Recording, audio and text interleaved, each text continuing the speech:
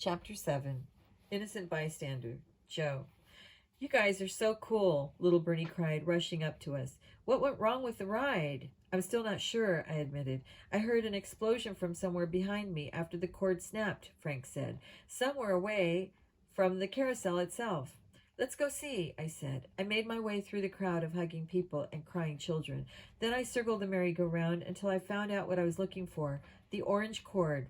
It came out from underneath the carousel, just as I had suspected. I followed it along the walkway and to a locked utility closet. The cord ran under the door and disappeared inside. "Can you open this door?" I asked little Bernie. "No problem. I have a pass key," he boasted. He pulled a key from a chain around his neck and unlocked the closet. "No way," he breathed. Inside, attached to the cord, was a power generator. "Someone hooked a generator to the carousel to make it spin faster," Frank said. "But who?" A siren ripped through the air. We spun around to see an ambulance come screeching into the crowd of people. 2 EMTs leaped out of the back and rushed over to a guy lying on his back near the harpooned concession cart. "Oh no," Frank said. "Did he get thrown off the carousel?" By the time we got through the crowd of gawkers and reached the ambulance, the EMTs were already pulling a sheet over the man's body. "What happened?" I asked. "We're not sure," the EMT replied. "Looks like a heart attack." "Was he on that carousel?" Frank asked. I peered down at the poor man. Then I kneeled and took a closer look. "This wasn't caused by the carousel," I said. "He's got a bee crushed in his hand." The EMT knelt next to me. "Where?" I pointed it out. The EMT took the guy's hand over, revealing a tiny, swollen hole. "The bee stung him. He crushed it, and then he died," the EMT said. "Looks like the bee might be related to his death." "He must have been allergic to bees," I guessed. "He went into anaphylactic shock, and nobody noticed in all the hysteria about the out-of-control carousel. Then his death was still caused by the sabotage to the carousel," Frank said grimly. "At least indirectly. If people hadn't been distracted by the ride, someone might have noticed that this man needed help." "It's true. If we'd gotten here sooner, we could have helped him or given him a shot of adrenaline and saved his life," the EMT said. "You don't know that," little Bernie put in. "It's not fair to blame the carousel." "It's yet another example of unsafe rides at this amusement park," a loud voice broke into our conversation. "This is the second accident in 2 weeks."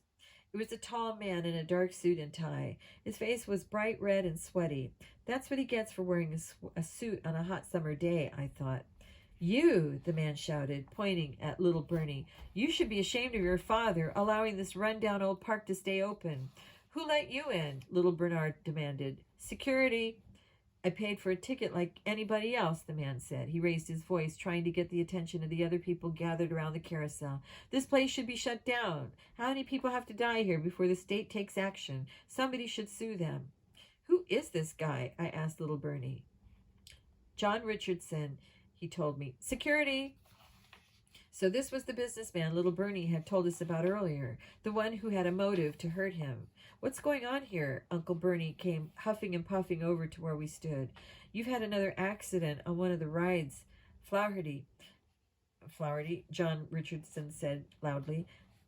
"No one was injured on the carousel," I told Uncle Bernie. "But, Richardson, I thought I told you to stay away from this park," Uncle Bernie interrupted. He didn't seem to want to hear about the carousel disaster. "If I were you, I would seriously reconsider the offer my company made to you," Richardson said more quietly. "My offer of $1 million is the best one you're going to get for this place." "Yeah, so you can turn it into a strip mall or a condo park or some other ugly piece of a suburban sprawl," Uncle Bernie spat.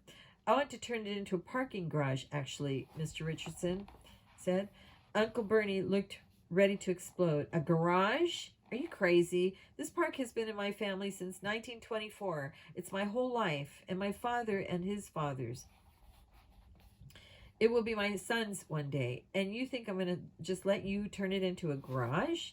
"Look, Flaherty," Mr. Richardson said. His face was getting red again. "It's only a matter of time before you get shut down for all these safety violations. There haven't been any violations, Uncle Bernie interrupted. He glanced nervously at the people standing nearby. Most of them were watching this conversation with interest. These incidents were accidents, plain and simple. And once the park is closed, our offer to buy it will be a lot less money, Mr. Richardson continued. You'll be begging us to take it off your hands. Do you think we really can sue him? A woman asked Mr. Richardson. My daughter's hands got all scraped up from holding on to the merry-go-round when it was out of control. Yeah, and one of the carousel horses banged up my knee, a nearby kid added. Uncle Bernie's eyes bulged. I could see that he was about to panic. Hey, Dad, little Bernie said, tugging on his sleeve. But Uncle Bernie ignored him. He shook off his son's hand and climbed up onto the carousel. Attention, everyone, he yelled. This ought to be good, Frank murmured. How's he going to make all these people forget about wanting to sue him? I apologize for the unfortunate malfunction on our carousel, Uncle Bernie announced. We here at Uncle Bernie's Fun Park take your safety very seriously, and that means the carousel will have to be closed until we can find out exactly what happened. You mean exactly who hooked it up to some extra juice, I said. In the meantime, to show how sorry we are, I'd like to offer everyone in the park a hot dog on the house. The murmuring of the crowd grew more cheerful.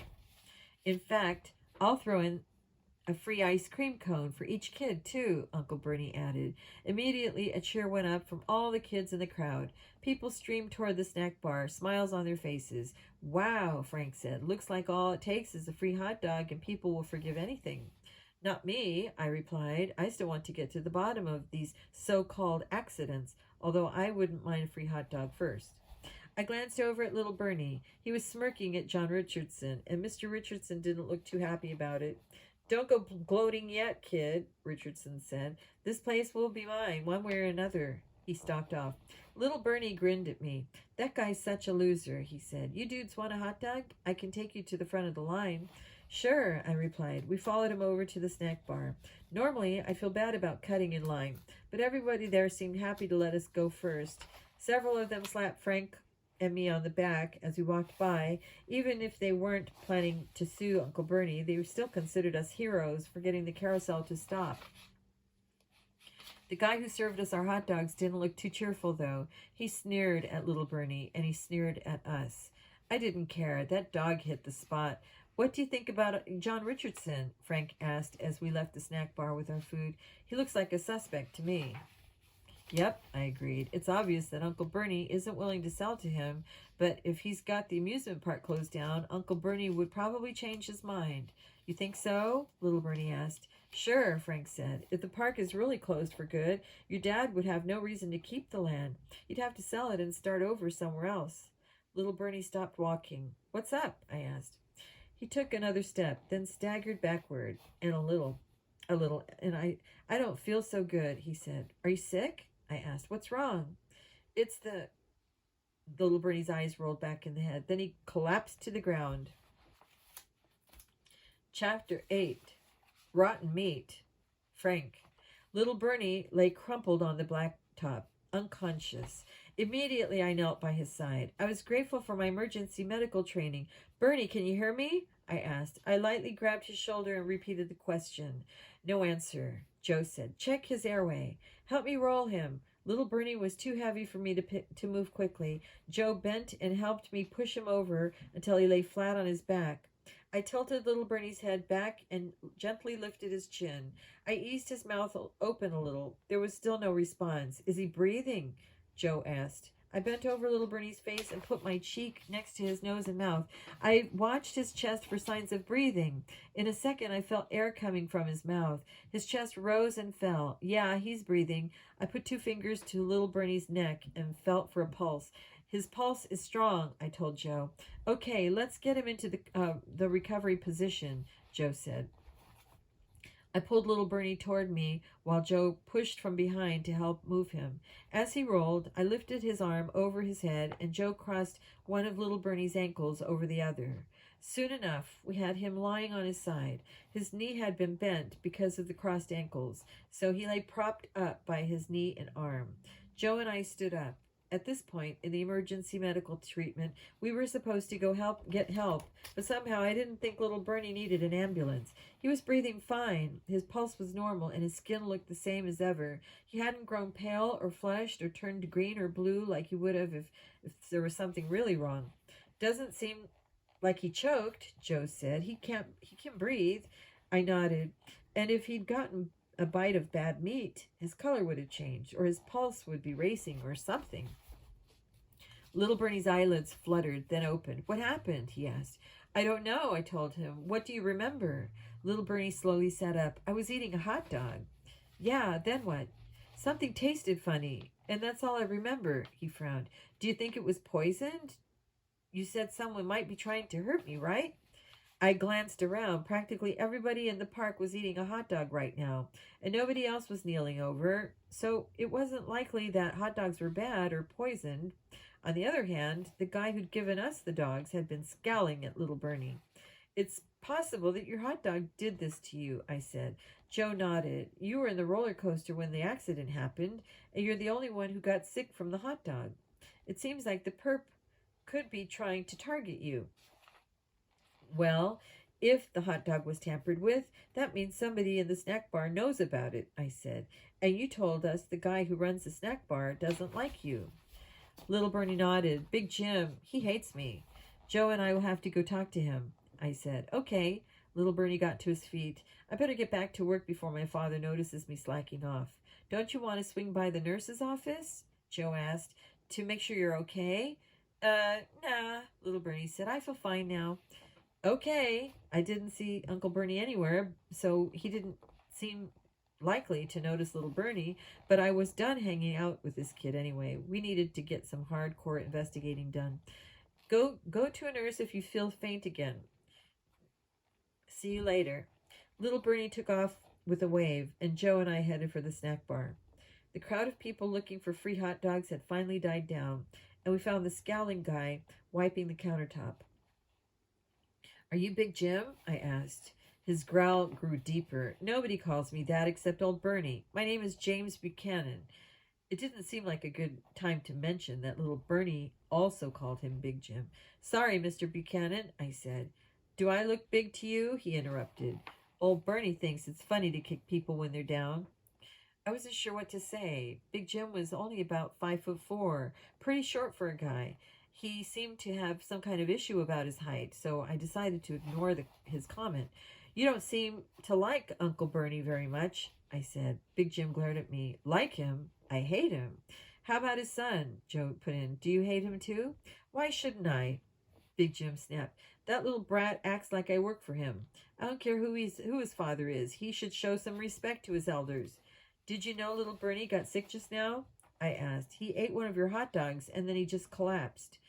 Big Jim leaned across the counter, still scowling. And, he said, and he got a little funny taste in his mouth just before he passed out, I said.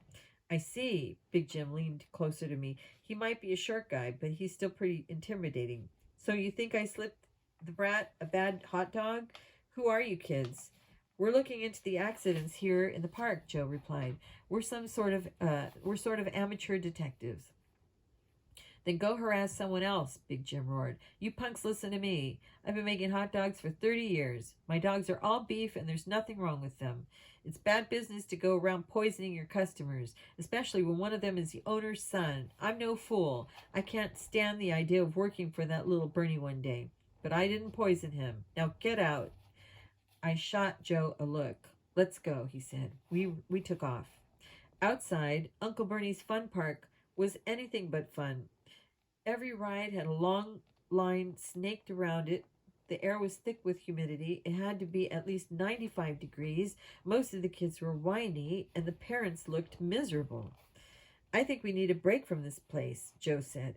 We haven't made any progress on the case, I pointed out. We have a bunch of suspects, but no evidence. I know. That's why we have to clear our minds, Joe said. Spend an hour or two not thinking about Uncle Bernie. Then we'll have a better perspective on things. I rolled my eyes. Joe is so obvious sometimes. All right, what do you think? What do you really want me to do? What do you really want to do? I asked. There's a water park half a mile away, he said with a huge grin. We passed it on the way up, and it's scorching hot. Doesn't a water slide sound sweet right now? I had to admit it did. Still, with water parks came girls in bathing suits. Girls Joe would want to flirt with.